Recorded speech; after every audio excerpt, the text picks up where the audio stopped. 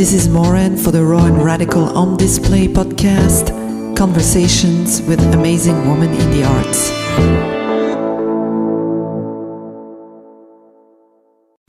Welcome to the Raw and Radical on Display podcast. This is your host, Mauren Broadbeck, and today we are getting real with a great guest, the amazing Delphine Diallo. Delphine is a Brooklyn-based French and Senegalese artist and photographer. She started her career as a graphic designer in Paris until she moved to New York, and now she's a full-time photographer and artist. Welcome to the show, Delphine. Hello. Hi.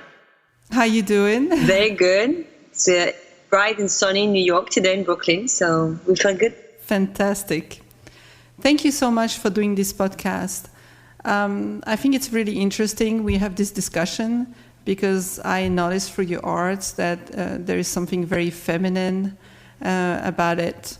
And it's now a time, I believe, to really discuss this femininity and our role as women in society and as artists. So I wanted you to talk about, to discuss this and what it means for you through your creativity, because your subject are a lot of women. Yeah. I started to become an artist 10 years ago because I felt that deep call in me of creation, but also not just creation, but also an explosion of, I will say the feminine within me just explode. And then if we have to describe the feminine, it's this force, it's the vital force of a woman who's basically based in the navel, right? Who's awakening where a lot of creative, use that. They have this access, they call that the second brain. So the second brain arise to me, but I didn't know what it was. So I didn't control it. I was exploding with photography, vision, visual. I study Joseph Campbell, which is comparative mythology. I study science, physics. I use every kind of knowledge of the universe for implementing to my work and to see how my energy will synthesize the knowledge to bring a different vision. And it comes very quick that my interest was women and their relationship with their force. So portraiture was for me the main focus, and portraiture really helps me to develop this inner understanding of my subject, which was woman still. And through the years, that devotion for me to the feminine, which was inside of a woman, this is something that even women themselves, they don't understand. So that discovery, I discovered my feminine energy through other women feminine energy, and it helps me to understand what was happening in a bigger spectrum than my own career or my own artistic craft. Yeah, I see what you mean. It's like it's really deep inside of you and it kind of wants to boil. And sometimes you're not sure how to deal with this or what it is, and you try to channel it. So how did you manage to, what came out? Did you just try things? Did you I guess you experienced a lot. So I have a great outlet in life. It's a playground, right? So I called myself for a while like a trickster. So the trickster, which as for me, the idea of the great artist, the trickster has to find a way to develop his self-knowledge through a different system. And for me, the East way, which is the Asian way, was the way for a while, for helping me to understand that energy, which is called Qi in Asian culture and vital force in Western culture. So I started to train Kung Fu with a Shaolin monk. And I started at the beginning of my career, I was not strong enough for my energy, literally. Like my energy was boiling in me, and I was like, oh my God, how I'm going to deal with this in the long term. So to not be able to burn myself of emotion and feeling to not be able to do the work because the work needs to get done. So you have to implement a system of discipline where you'll be able to drive your energy and be able to flow, and the flow will be able to just give you results, right? So when I Kung Fu for 7 years, it really helps me to understand that woman has an amazing gift, which is a formless energy. So because we can give birth to life, there is this aspect of change and transformation. That's why we affiliate it to the snake often. Yep. Yeah. Because we are a transformative being, and every one of us, but most of women, because they have inside of themselves, and they can give birth to that transformative energy. In art, it's among us and tremendously powerful. And this is what, when we come back to discuss about the art world, this is what the art world totally dismissed. Yeah, absolutely. And that's why, for me, the reasons, like, I call myself a rebel, because the rebel, like, I'm against the system. I'm seeing the huge imbalance. So it's by analyzing and observing an imbalance of non-present feminine force into society that I felt that rebellion. Yeah, I see what you mean. And it's really time for a shift right now, because I believe that a lot of people are just not recognizing this within themselves, a lot of women, and the other world, if you wish, or the actual society doesn't want to recognize this. It's disturbing, it's new, it's disturbing. It's not, it's disturbing, it's uncomfortable. Exactly. But I can feel that shift needs to happen. It's wanting to happen. You were born in Paris. You are from Senegal in France, and you moved to New York. When was that? Can you tell us about? That was exactly when Obama got elected. So, like, yes, he can, so I can. So it was a very powerful time in history. We know, literally, we know how society works in politics, and we're not going to enter into politic conversation. But the big idea of the weekend and a black man who did it in America in a very white environment and government and states was, it's like the same thing that actually women has to do right now when it comes to feminine energy. It's like it has to happen the same thing that it happened when Obama arrived. I was in France at the time, I remember, and no one of my friends or anyone in France will believe he will win. I was living in New York for like a month, and I was like coming to the election, and I was like, I'm moving New York because I know it's gonna win. Like, I felt it deeply. So when he won, that confirmed that fearless intuition and dream that it becomes true through a vivid belief system that many other people around the world vote for him. True. So it's not depend just only on your truth and your intuition, but the feminine has this amazing power of the psyche where she can actually literally be able to drive a society with the best healing process for change. That's my belief in society. It's like, I'm not talking about the woman physical form. I'm really talking about this female energy. Yeah, the female energy. I absolutely agree with you. And I can really feel that it's so necessary right now. And, I think we can all contribute to that as a woman artist. Yeah.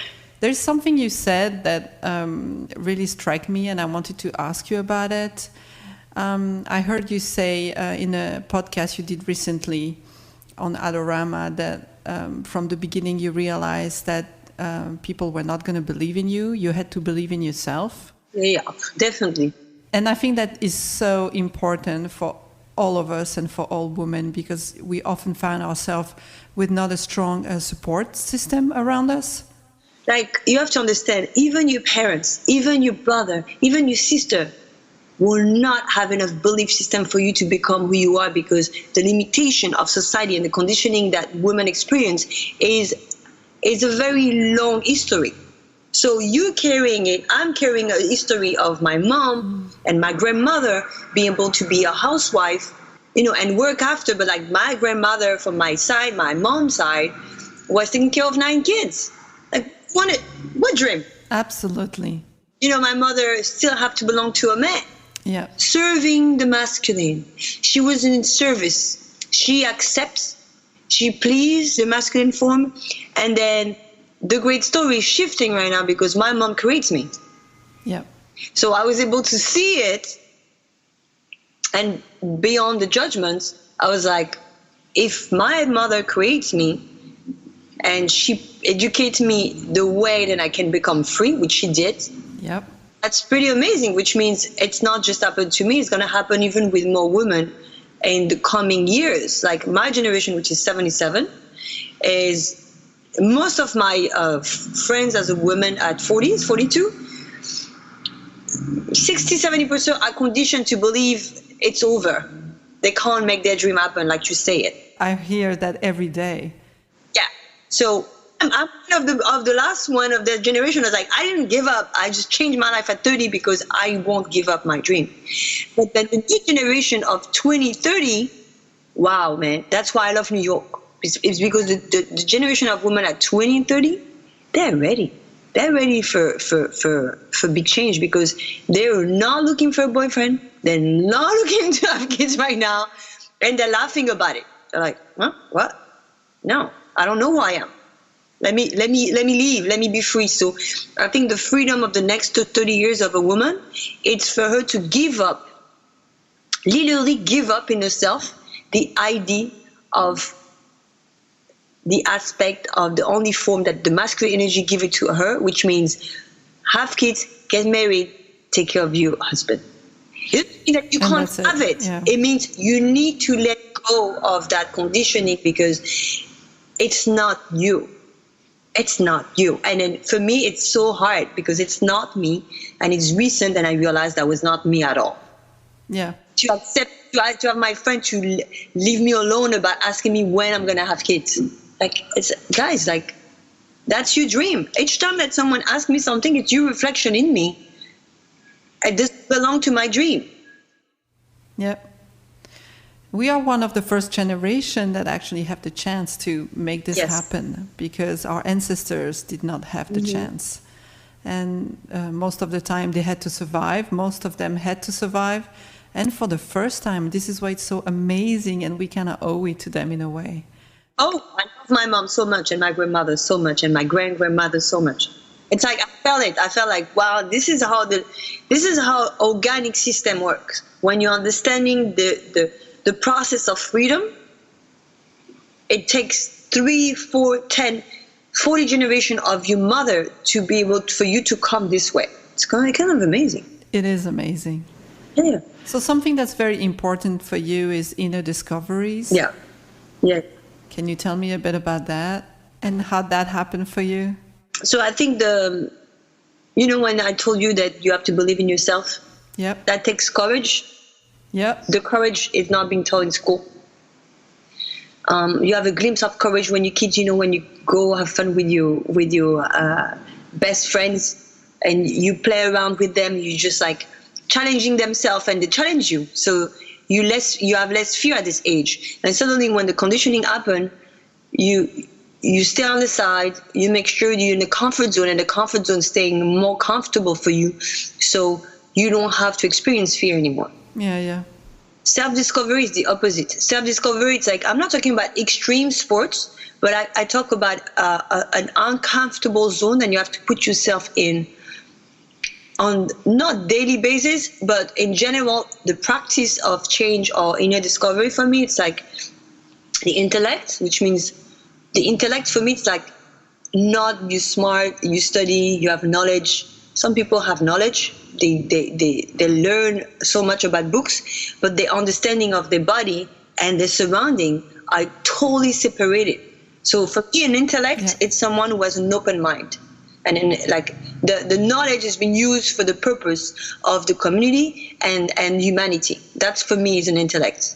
So when I use this purpose, I'm training. I did kung fu, then I change. I'm doing yoga. I study the yogi practice. I study the masters. I'm reading those books. I'm trying to understand what they talk about.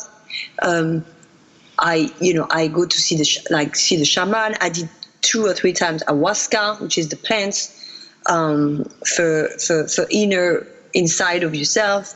I experienced mushroom, but the experience that I did with substance were very few. I'm not addicted to anything. So it's the opposite of the artist that society wants to give it to you. For example, Frida, I love her. That's a great story. But the problem with Frida, she become an empiric story. So the story take over, and Frida is the psyche of the artist who is not being discovered, suffering, have a huge back pain, which if you can analyze it, the back pain of her back, like this, it's the image of woman who doesn't reach the level of opening their kundalini and chakra. Because she did, and because she did, she died from it. Do you know what I mean? What's kind of like, and then she gets stuck. She has to pain herself like through the suffering and the pain. And I'm like, I want to be this message of this woman who gives that such a great message, such a positive message. You know, it's like a new version of a woman's psyche. Then I have it. And then it's very strong because I practice. So now it's recent and I can express it. Yeah, because it's going into action to really live what you talk, right? And this is really important. Yeah. You wake up in the morning and winter is tough. Winters give you some but at the same time, the body doesn't want to move. So I push myself to wake up at 7, to go to yoga. Even if I don't like to wake up, if I don't like, I do dislike. The dislike helps me to challenge it. And the dislike helped me to love what I do even more. You know, that gratefulness again is like, I'm grateful. I wake up every morning and I don't have to go to office. Yeah. Don't have a boss. Like, it's been 10 years. Wow. And I know the belief system and the dream that I achieve will be sustainable if I keep practicing what the energy of the universe teach me. It's like, well, if you do the practice and you study who we are together, the energy will answer me back. It's like, I'm going to sustain yourself. Very well. Yeah. So I'm literally in commitment and in a deep relationship with the vital force of life itself. Yeah, and I'm guessing that by doing so, you keep discovering more about yourself all the time. Because self-discovery is also sometimes, being in front of a cliff and having to jump and not knowing where you go, and trusting that something positive will come out because it's part of the process, right? The process is the best discovery of your life. And this is something also that the art world doesn't teach you. Yep. And the idea of I would love to have a solo show. That's why I don't do a lot of solo show, and I almost did nothing except with my gallery in Paris. It's because my solo show, I want my solo show to be an experience. I want people to get into the core of the energy of the feminine. So my work, the vision is one of the kind because I can express my relationship with the feminine. Yeah. But that's one of a kind. I studied sound. I work with a musician. I know set designer. That's why I love New York. My entire system here is full of craft people. Yeah, this is great. This is very important, actually. Yeah, it's my temple. I'm not my own. I didn't become who I become because I was by myself doing my thing. Do you know what I mean? Yeah, absolutely. It's so important to surround yourself with people that can help you grow, that can help you create, that also encourages you, because you are such a sensitive and happy woman, positive woman. Yeah, and I cried, but that's okay. Since I'm a kid, I cried, whatever. You know what I mean? It's I felt the sadness, I felt all my emotions go through me, but the beauty of it is it's washing off each time. It's this washing machine where I was okay, I'm still alive, and I look and I feel good. Let's do this, So this is your little trick when all seems to go wrong? When all seems to go wrong, I'm going deep to my childhood. I'm going deep to that moment where the datas and the memories was not so heavy. And then I'm empty myself again. So the empty myself again, it's I use my body to do it, which means yoga or deep dancing or going out, let go. I don't work for 3 days and I'm having fun and I let go. So the practice for me is to learn each time to let go. So I don't have to give to others, my friends and family, I never like to give my suffering to people. Even you can share, and I had hard time in my life, but even it's kind of like, I call that the warrior of the light. As a warrior of the light, I'm like, 1 day, 2 days, 3 days, a month maximum, because when death appears, it's like very hard to deal with. But somehow in me, I'm telling you, there is something in me who's stronger than my own body. It's almost kind of like, okay, it's almost kind of like, done. It's time for, again, like rebirth. And that's the feminine, it's like, it's like you go deep, and then suddenly the light is coming and appearing, and it's like giving back again. It's like, well, I'm still there. I'm waiting for you to be ready. What are you doing? So it's beyond my own choice. It's there, present each time, because I nourished it. So this is what the art world totally forgets and dismissed. Yeah, that's true. Your photographs, your work, they bring a lot of love and consciousness, I feel, in society. And you can really tell that there's this expansion right now. And there's this power that it wants to manifest, and it's manifesting with you through your art, and so many women right now in different ways, right? Do you set goals to yourself? How important is it for you to set goals or to focus? Or like in the morning, I wake up. No, goals. It's either goals, but I set challenge for creative process. Which means, for example, like recently I did Women of New York project, and this project came out because I was very frustrated with the project, where men were ruling ruling kind of like the idea of the project. And after the project, it's like, oh, we do this project together, and then everybody's disappearing, nobody's working together, it's over, there's no collectiveness, there's no togetherness, it's gone. And I woke up one morning and I was like, I was expecting something from them. And it teach me again, it's like, well, if it's not enough for my soul, what's good for me then? And then I realized I didn't know.